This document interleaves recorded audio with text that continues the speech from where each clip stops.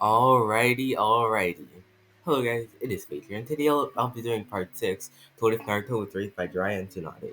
So, without further ado, let us get into it. Chapter 6, The Butterfly Effect. Jiraiya was as timely as usual to his meeting with the Hokage regarding the QB attack investigation. However, there was something different in this time. The first, less noticeable difference is that Jiraiya had a look of excitement on his face. That was good, as it meant that Jiraiya had made some important breakthrough in his research, which might explain the second, more noticeable difference. Inoichi Yamanaka and Enko Mitarashi walking behind him. I got it, Sensei, claimed enthusiastically. I got the definitive proof that will exonerate the Uchihas and expose the real culprit behind the QB attack. Those were indeed excellent news. Jiraiya not only those are indeed excellent news. Jiraiya, not only will we finally be able to put an end to Dondo's suspicion of the clan, but we will close Konoha's darker chapter.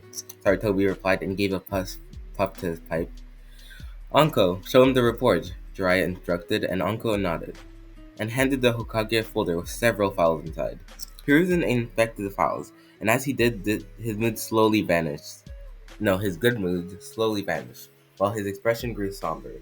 He looked at Jiraiya with a grave expression. So you think that the preparator of the Kiwi attack was Orochimaru?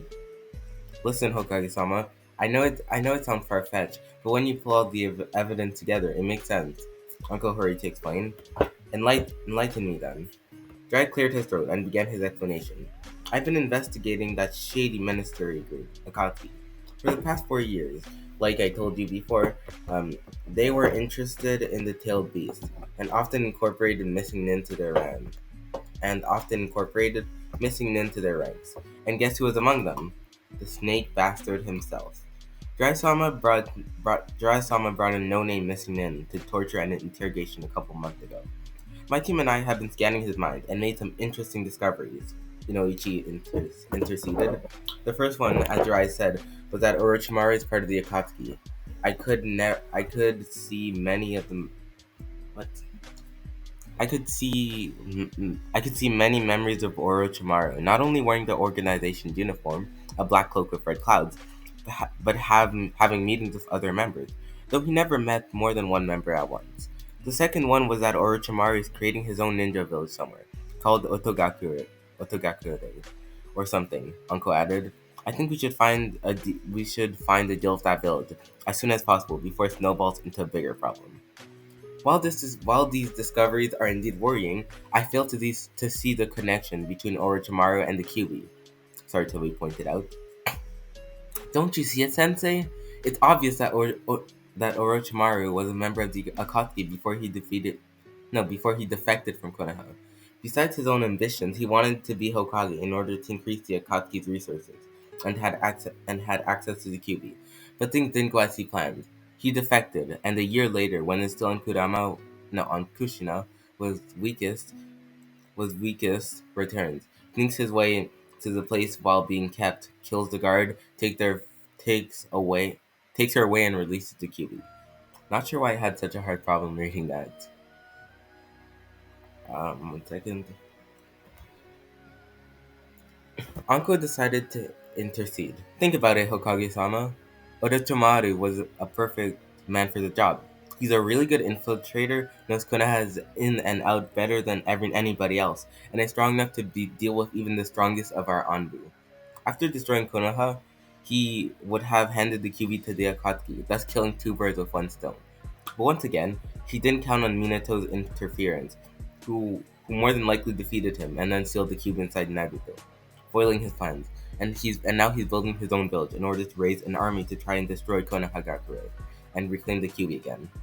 While those were believable motives, there's still the mystery on how Orochimaru managed to place the Kyuubi under his control.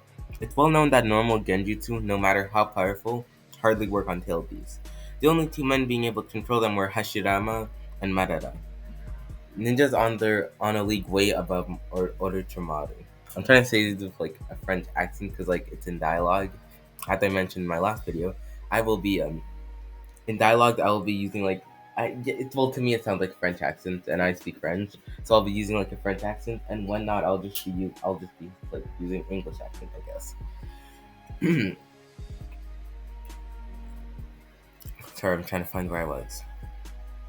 It is well known that Orochimaru was experimenting with Hashirama's cells, and and we know he produced at least one success in the form of Tenzo. What if that asshole finally perfected the process and gained the first Hokage's power? Anko suggested. A terrifying thought, but unlikely. If Orochimaru had Hashirama Sensei power for so long, he would have used it against us already, the third stated. While all of you made a commendable effort, I'm afraid this won't be enough to publicly place the Uchiha clan above suspicion. Uncle muttered a curse under her breath. When Jiraiya looked downward upset, Inuichi remained neutral. But you made a good job in this investigation. This Otogakure is something that deserves further investigation. Inoichi, if you and the rest of T and I should continue extracting all the information you can regarding the issue from the captain. I want daily updates on this. Yes, Hokage-sama, Inoichi and Enko said in unison, and they left the office. Jiraiya, we only need one more piece to finish the puzzle. This means use to control the QB. If you get undercover that, then the investigation will be complete and we can pin Orochimaru as the main culprit of the attack. I will, Sensei. I'm not going to stop now that we're so close to the end of this, Dry stated. Meanwhile, I'll use the information you've gathered to dissuade Dante from stopping and bothering the Uchiha clan. You are dismissed. One more thing, Sensei, Dry mentioned. Hmm? My investigation of the Akatsuki and Jinchuriki had found me some interesting discovery. Tangential to the investigation. And that would be, Tuna had created a Jinchuriki.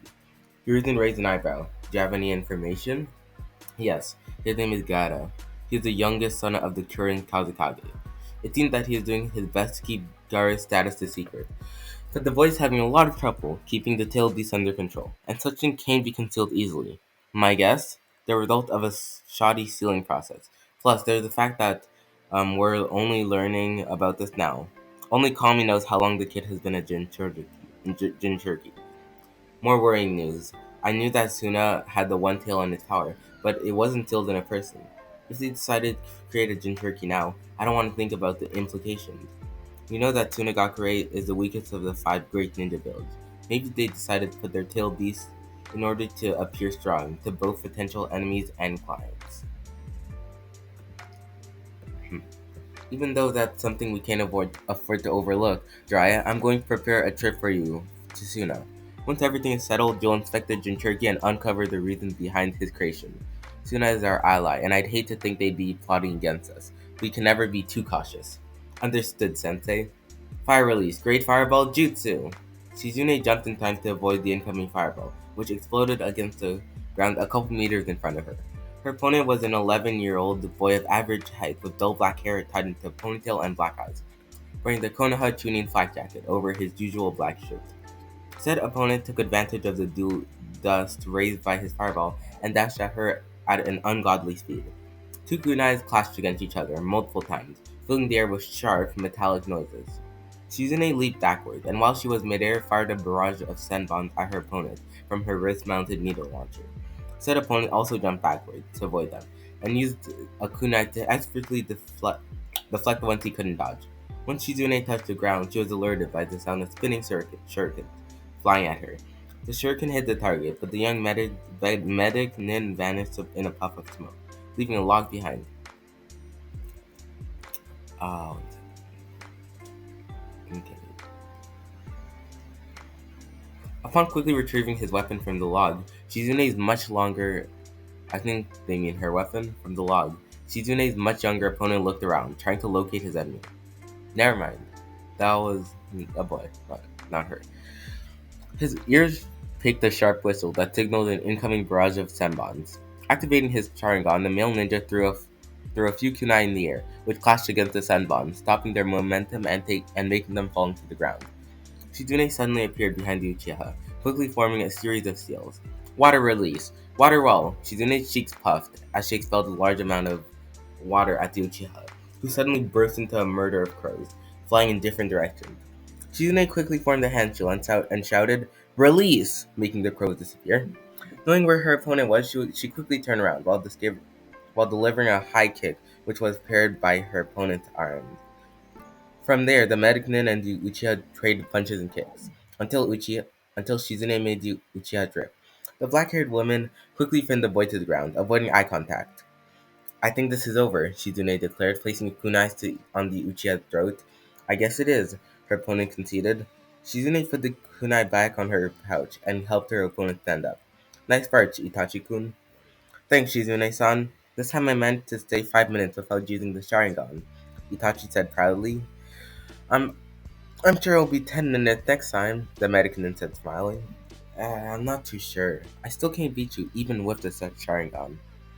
"No, but you will. You're improving at a really fast pace, which shouldn't be a surprise, given how quickly you managed to earn a promotion. I'm sure you'll become a Jonin way before I do." "Yeah," Itachi said sheepishly, rubbing the back of his head. "Plus, I can tell that today you weren't entirely focused." "Really?" "Because I thought I was as focused as ever."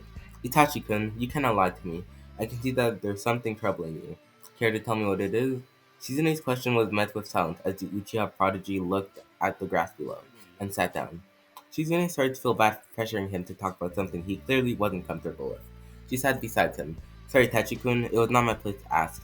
If it's something of personal nature, Shizune-san, did anybody you love ever force you to do something you don't want to?" Itachi asked. Shizune was taken aback by such a question, and wondered if Itachi had some problems with his parents. "Well, no, I'm lucky such thing never happened to me." "Well, it's that Itachi started a bit. He never talked about this with anybody else, not even Shisui, his cousin and closest friend. But then again, there was something about Shizune and her generally friendly demeanor that made him more comfortable to talk to her about personal matters. My parents, they want me to join the Anbu." "And you don't want to?" Shizune reasoned.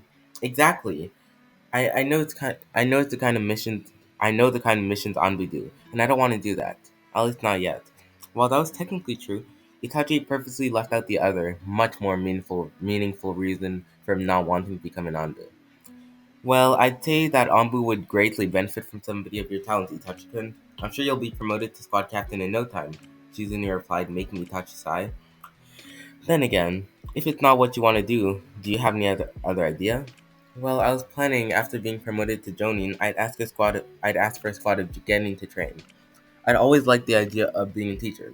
Well, not an academy teacher, but a field teacher. You know what I mean." "Yes, of course. In fact, I think I might do the same once I'm promoted." "I'm sure you'll be an awesome teacher, Shizune-san. And about your problem, well, I don't know what else I could tell you other than to talk to your parents and make sure that they know how you feel. If they really love you, and I'm sure they do, they'll understand and let you choose your own path." They spent a couple minutes here, silently sitting beside each other. A gentle breeze started to blow. "Well, I'm not sure if it'll work. I'll try talking to them. Thanks for your advice, Shizune-san," Itachi said as he stood up. "You're welcome, Itachi-kun. Say Maru tomorrow?" "I'm afraid not. I've been assigned for a mission outside of the village." "Oh, nuts. How, how, nuts. Now where am I going to find a worthy sparring opponent that doesn't leave me all sore? Seriously, never spar with Tsunade-sama. That woman never holds back. Not even with her children." Itachi chuckled. That's the best, she's the best medicine in the world, right? Um, she doesn't hold back because she'll patch you up afterwards. Anyways, I better get going. See ya, Itachi said as he headed back to the Uchiha compound.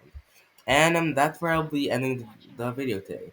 I'm going to I went for a shorter video. It is only 14 minutes. I hope you guys enjoyed this video. If you did, leave a like, subscribe, I guess. Tell me in the description what you think of the shorter videos, and I'll see you guys in the next video. Goodbye.